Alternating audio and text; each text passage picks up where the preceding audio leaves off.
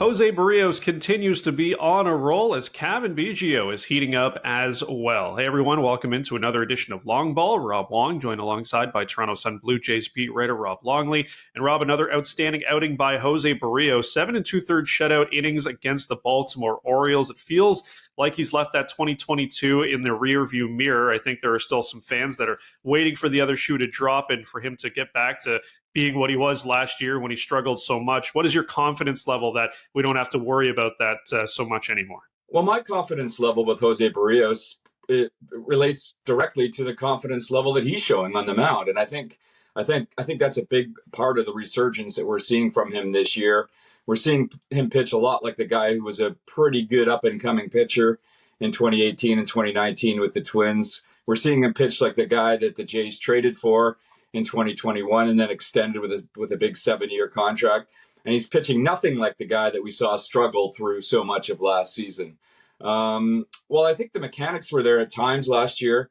He really was shattered when things would go bad in a ball game, and he's not doing that this year. You know, he'll give up a home run occasionally, and he'll knuckle right down and return to his order of business and do it quite well.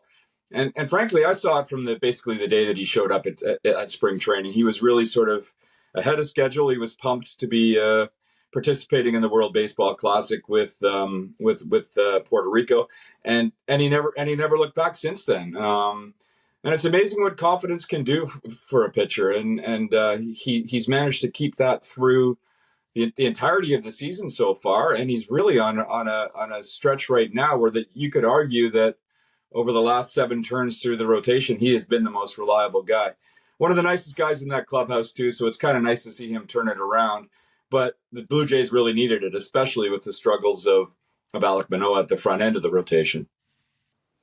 Yeah, a lot of talk about how bad that contract was looking after last year. It might not be so bad anymore with the way he's pitched this year. Meantime, Cavan Biggio has been one of the hottest Blue Jays hitters over the last 3 weeks. Rob, is this just a hot streak, or do you think he can actually keep this up, maybe not to this level, but become an important role player for this team that John Schneider and company hoped he would be? You know, I think the upside of Cavan Biggio is to be an important role player, a guy that can move in and out of the lineup when need be, when guys are on the injured list, like is the case right now with DH Brandon Belt. But yeah, he is certainly on a bit of a heater right now. We've seen that on occasion through his career.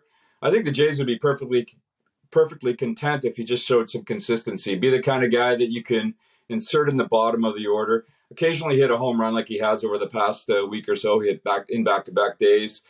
Be a guy who can be very selective at the plate and get on base with walks, which is one of the most valuable things that he's been able to provide as a hitter in his career, and also his versatility. They could put him in any spot. I wouldn't be surprised if we see him more than once or twice at first base with Belt away. They could put him in the outfield. They could put him at second base if need be.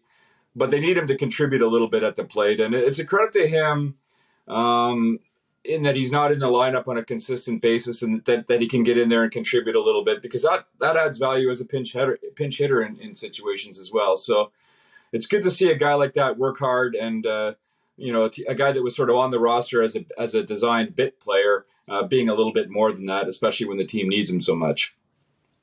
Yeah, another guy people wrote off, but maybe it was a bit too early on the Biggio side of things. As always, you can find Rob's Blue Jays coverage at the Toronto Sun or on Twitter at Longley Sun Sport.